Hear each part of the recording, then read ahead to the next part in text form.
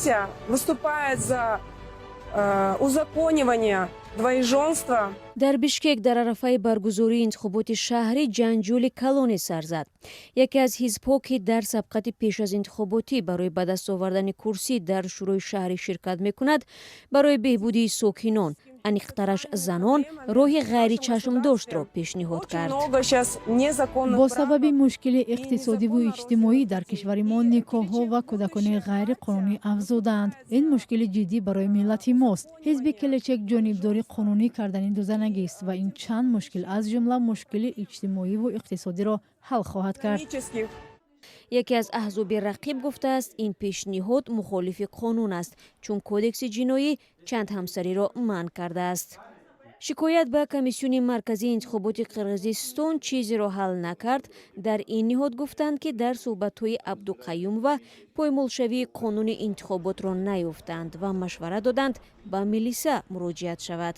дар ҳизби келечек гуфтанд, ки аз рӯи худ пасгаштанӣ нестанд. ман як ҳамсар дорам, ки бо ӯ дар замони донишҷӯӣ издивоҷ кардам. 4 фарзанд дорем. нақшаи издивоҷи дуввумро надорам, намехоҳам.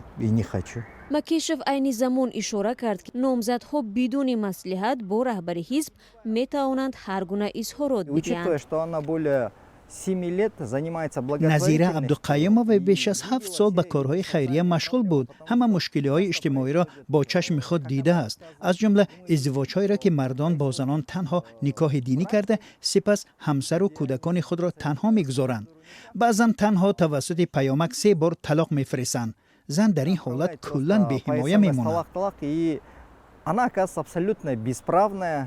ҳуқуқшинос Атир Абдураҳматова бар ин аст, ки баъди комиссиони ҳудудии интихобот ин масъаларо комиссиони марказии интихоботӣ баррасӣ намуда, шояд ин наворо ғайриқонунӣ эътироф кунад, зеро мундариҷаи он хилофи сарқонун мебошад. издивоҷи иттиҳоди ягона ё моногамӣ ва ихтиёрии байни занону мардон аст. бар илова дин аз давлат ҷудо мебошад. ҳадаф аз ин дасисаи зидди конститутсионӣ марбут ба бисёрникоҳӣ ба хотири ба даст овардани холи иловагӣ аст.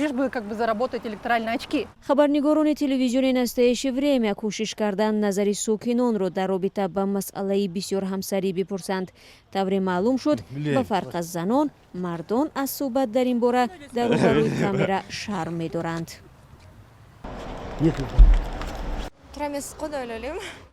бояд бо як ҳамсар зиндагӣ кард. қонунӣ кардани бисёрҳамсарӣ дуруст нест. онҳо як занро таъмин кардан наметавонанд. зани дуввумро аз куҷо? дар кишвари мо ҳуқуқи занон поймол мешавад. агар зани дуввум ҷудо шавад, ҳимоят намешавад. пештар бар асоси қонун ҳақ дошт дар сурате ки шавҳараш алимент надиҳад, ба додгоҳ муроҷиат кунад. агар тавонад бигзор 5-6 зан гирад. вале феълан сокинони пойтахт шӯхӣ доранд, ки агар ҳизби келечек дар интихоботи шаҳри бишкек пирӯз шавад, хоҳишмандони бисёрзанӣ ба ин шаҳр мекӯчанд. аммо ҳуқуқшиносон исрор меварзанд, ки масъалаи бисёрзаниро на шӯроҳои маҳаллӣ, балки мақомҳои олии давлат ҳал мекунанд.